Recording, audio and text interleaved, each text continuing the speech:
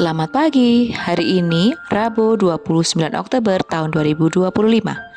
Kita bersama akan merenungkan firman Tuhan dari Bilangan 35 ayat 1 sampai ke 8 yang demikian.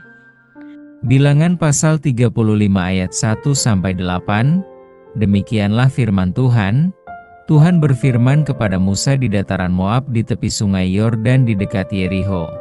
Perintahkanlah kepada orang Israel, supaya dari milik pusaka kepunyaannya diberikan mereka kota-kota kepada orang Lewi untuk didiami. Juga haruslah kamu memberikan kepada orang Lewi tanah-tanah penggembalaan yang di sekeliling kota-kota itu.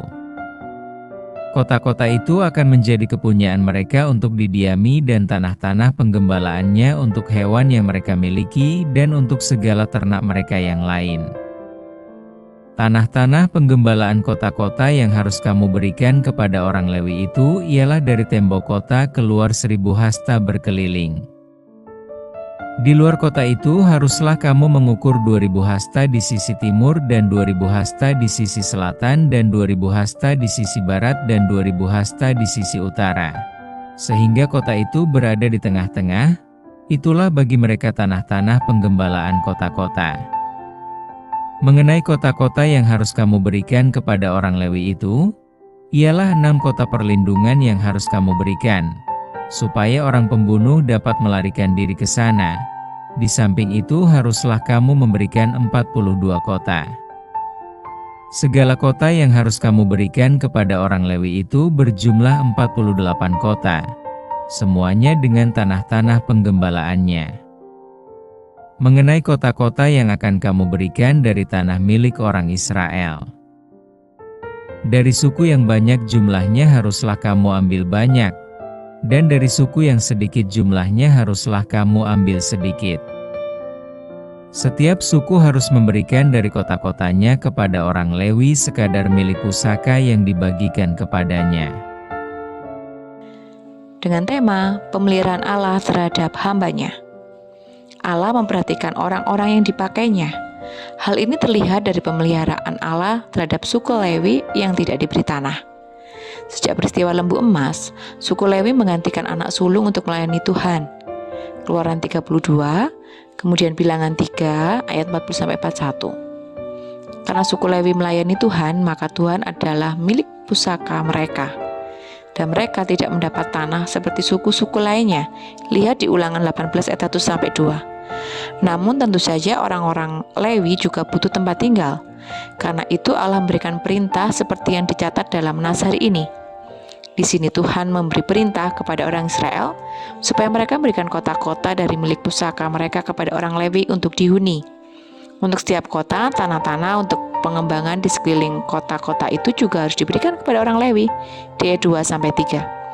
Tanah penggembalaan kota-kota yang harus diberikan ialah 1000 hasta, sekitar 450 meter dari tembok kota keluar di sekelilingnya. Ayat 4. Di luar kota itu umat harus mengukur masing-masing 2000 hasta, sekitar 900 meter di setiap sisi utara, selatan, timur, dan barat, sehingga kota itu berada di tengah. Ayat yang kelima. Selain 6 kota perlindungan, maka orang Israel harus memberikan 42 kota lainnya, sehingga seluruhnya berjumlah 48 kota. Semua dengan tanah-tanah penggembalaannya. Ayat 6-7. Allah memperhatikan suku Lewi secara khusus, karena mereka adalah suku yang melayani Tuhan. Artinya, tidak ada waktu untuk mencari nafkah atau bercocok tanam. Maka dari itu Allah memerintahkan 11 suku untuk memberikan persepuluhan kepada suku Lewi. Bandingkan dengan Ulangan 18 ayat 21, supaya orang Lewi dapat menjalankan kehidupan yang relatif normal. Kepada mereka juga diberikan kota-kota dengan tanah penggembalaan supaya mereka memiliki tempat tinggal dan tempat untuk mengembalakan ternak yang mereka miliki. Setiap orang yang Allah pakai pasti Allah pelihara. Pemeliharaan suku Lewi merupakan bukti bagaimana Allah memelihara hamba-hambanya. Kita percaya Allah pasti memelihara setiap orang yang melayaninya. Mari bersama kita berdoa. Terima kasih Tuhan untuk firman-Mu di pagi hari ini. Kami yakin dan percaya Tuhan, Engkau adalah Allah yang menciptakan kami, Engkau Allah yang memelihara kami dan tidak akan membiarkan kami jatuh tergeletak. Mampukan kami Tuhan untuk terus mempunyai iman yang teguh bahwa Engkau adalah Allah yang setia, mulai dari zaman dulu, sekarang, dan masa depan. Kami rindu Tuhan, kami terus memegang janji ini dan boleh mengisi hari-hari kami dengan penuh sukacita. Apapun yang rintangan yang kami hadapi, kami yakin dan percaya kami boleh melewatinya, bukan karena kuat kuasa kami, tapi karena Engkau adalah Allah yang setia, menolong dan memampukan kami. Di dalam nama Tuhan Yesus, kami berdoa dan mengucap syukur. Haleluya. Amin. Selamat beraktivitas. Tuhan Yesus memberkati.